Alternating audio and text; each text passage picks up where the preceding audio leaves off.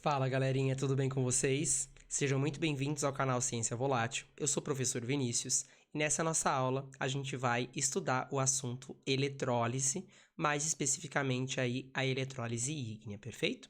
Então bora lá? Bom, pessoal, inicialmente o que consiste a eletrólise, né? A eletrólise consiste em um processo não espontâneo, né? E não se esqueçam, todo processo não espontâneo, a DDP, né, o ΔE, é sempre negativo, tá certo? E no processo de eletrólise, né, a gente vai ter a produção de substâncias no cátodo e no ânodo, e essas substâncias são formadas por conta da passagem de corrente elétrica por um eletrólito, né? Lembrando que esse eletrólito, ele pode ser tanto uma substância que em água, né, sofre o processo de dissociação ou ionização, ou pode ser uma substância iônica que foi aquecida até a sua fusão. Maravilha. A fonte, como que ela tem que ser a fonte de alimentação? Ela tem que ser uma fonte contínua.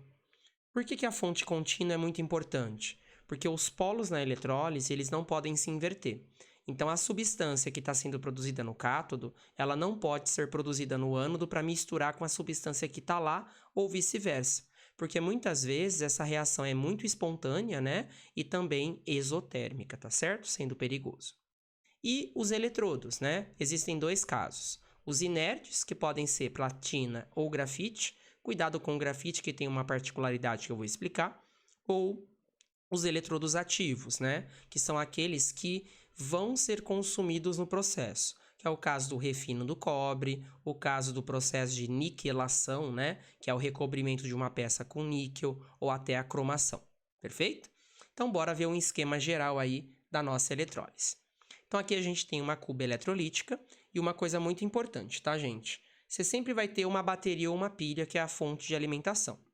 O polo negativo da bateria coincide com o polo negativo da eletrólise, certo? E o polo positivo também. Então, aqui na esquerda nós temos o polo negativo, aqui na direita nós temos o polo positivo.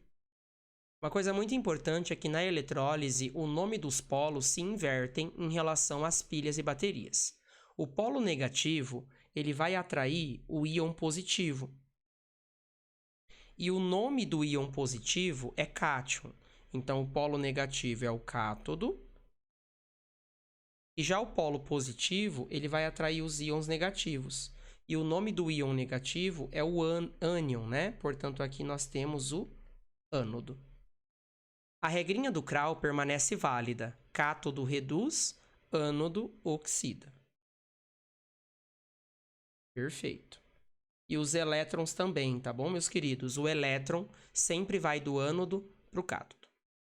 Galerinha, na eletrólise, as substâncias produzidas são substâncias simples, né? No cátodo e no ânodo, então tem uma regrinha prática. Ó, vamos supor que nós temos Cl-, Br- e menos F-. Vou colocar alguns casos aqui, tá bom, gente? H+, O2-, OH- e metais. Pessoal, todo mundo que reage na eletrólise, a hora que vai formar o produto é 2. Como assim, Vini, o produto é 2?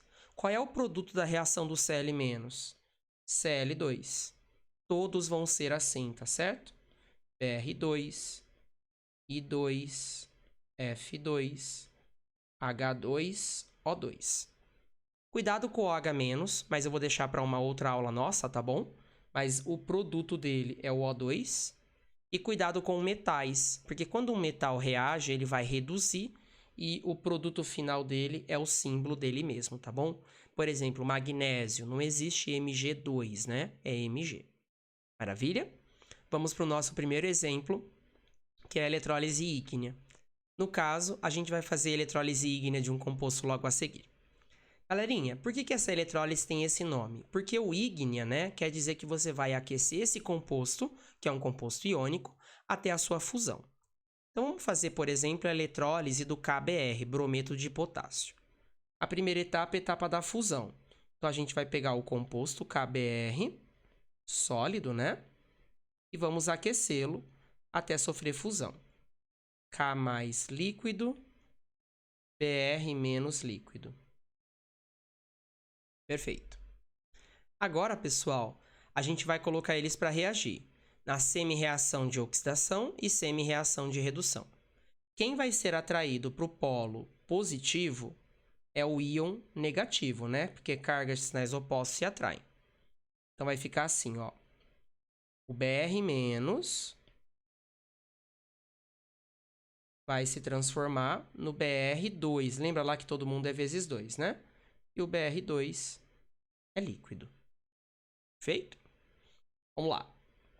Na direita, nós temos 2 BRs. E na esquerda só tem 1. Então, aqui eu vou ter que multiplicar por 2 aqui. Acertei a quantidade de bromos. Só que agora aqui, ó, temos 2 cargas negativas. E lá na direita não tem nenhuma. Portanto, eu vou ter que somar aqui na direita 2 elétrons. O elétron sempre serve para igualar as cargas, tá certo? Bora pro próximo. Quem vai reagir no próximo polo aqui, ó, é o K+. Lembra que o K é metal, né? Então, vai ficar K+, mais elétron, se transformando no K. Os metais, pessoal, são sólidos à temperatura ambiente, tá certo? Mas na eletrólise ígnea, como a temperatura é muito elevada, ele ainda vai estar na forma líquida, perfeito? É óbvio que depois de todo o processo, o resfriamento, ele volta para o estado sólido. Vamos lá.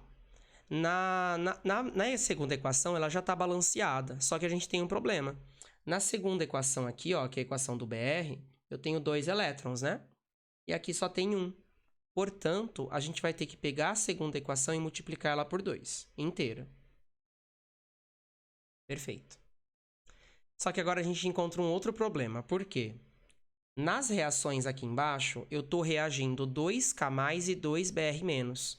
E lá na equação de fusão, ó, só produziu 1 de cada. Então, eu vou ter que pegar a primeira equação e multiplicá-la por 2. Feito isso, a gente vai cancelar todo mundo que é igual no produto e no reagente. Então, eu posso cortar esse K+ com esse K+, esse Br- com esse Br- e os elétrons. E a gente chega na nossa equação global dessa eletrólise. Então, ó, 2KBr na presença de aquecimento e corrente elétrica vai sofrer eletrólise, né?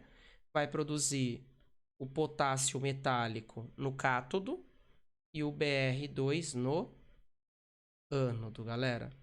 Então, aqui é cátodo e aqui é ânodo. Maravilha? Vamos para mais um caso. Eletrólise ígnea do óxido de alumínio, só que aqui, ó, com eletrodos de grafite. Vamos lá, que tem uma particularidade. Mas a primeira etapa é a mesma. Então, ó, o Al2O3, ele vai ser aquecido até a sua fusão. Al3+, O2-. Só que para balancear aqui, né, eu tenho 2 alumínios 3+ e 3 O2-. Perfeito. Lembrando, galera, que essa carga aqui, ó, é só descruzar, né? O 3 vai subir lá para o alumínio e o 2 para o oxigênio. Quem vai reagir no polo positivo é o negativo, que é o oxigênio. Então, aqui a gente vai colocar o O2-. O oxigênio, pessoal, não é metal, né? Então, o produto dele é O2. No produto tem 2 Os e no reagente só tem 1. Multiplica aqui por 2.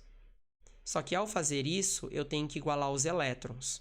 Na esquerda, ó, nós temos um total de 4 cargas negativas. Portanto, aqui na direita, eu preciso colocar 4 elétrons. Perfeito. Vamos para a semi-reação do alumínio. O alumínio é um metal, né? E metais, pessoal, na eletrólise, sempre vão se transformar nele mesmo, né? Al. A quantidade de Al está igualada. O que não está igualado são as cargas.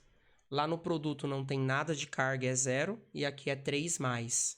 Para zerar, eu vou somar 3 elétrons. Só que as semi-reações de redução e oxidação, elas estão com diferentes números de elétrons. Para igualar, eu vou multiplicar a equação do oxigênio por 3, porque 3 vezes 4 dá 12, e a equação do alumínio por 4. Eu vou fazer aqui algumas modificações. Ó, multiplicado o alumínio por 4, então aqui vai ficar 4, aqui vai ficar 12, aqui 4. A do oxigênio a gente vai multiplicar por 3. Aqui vai ficar 12, aqui 3 e aqui 6. Só que olha o problema que a gente encontrou agora. Ele está colocando para reagir 6 do O2- e 4 do alumínio 3+. Só que lá na primeira equação eu produzi 2 do alumínio e 3 do oxigênio. Portanto, a gente vai ter que multiplicar a primeira equação por 2. Vai ficar 2, 4 e 6. Agora sim, desculpem, tá? Esses riscos, mas é melhor para o entendimento. Agora a gente pode simplificar quem é igual. Ó, esse O2- eu cancelo com esse alumínio eu cancelo com esse, e eu posso cancelar os elétrons também. Olhem a nossa equação global. A nossa equação global vai ficar 2Al2O3, na presença de aquecimento e corrente elétrica, ele vai se transformar em 4 alumínios mais 3O2. Só que cuidado, pessoal. Eu falei no comecinho que o nosso eletrodo era de grafite. Quando o eletrodo for de grafite e tiver formação de gás oxigênio, a gente tem uma particularidade que é a seguinte. O carbono do eletrodo, aonde formou o oxigênio, vai reagir com ele. Então, ó, o carbono reage com o oxigênio. E nessa reação, ele vai produzir gás carbônico. Perfeito? Como na equação de cima eu produzi 3 mols de oxigênio, esses 3 mols vão reagir aqui com 3 mols de carbono e vão formar 3 mols de CO2. Portanto, olhem a nossa equação global aqui agora. Esse 3O2 vai cancelar com esse 3O2. E, na verdade, o nosso produto, né, do ânodo vai ser o gás carbônico e não o oxigênio, perfeito? Então, ó, 2Al2O3. Aí a gente tem o carbono, né, do eletrodo ali reagindo. Vai formar 4Al mais 3 CO2. Perfeito? Então, aqui o alumínio se formou no cátodo. E o gás carbônico se formou no nosso ânodo. Maravilha? Bom, pessoal, espero que vocês tenham gostado e entendido desse conteúdo, tá? É um conteúdo bastante complicado, na verdade, mas tentei deixar ele um pouquinho mais suave nessa nossa aula com 2 exemplos muito importantes, perfeito?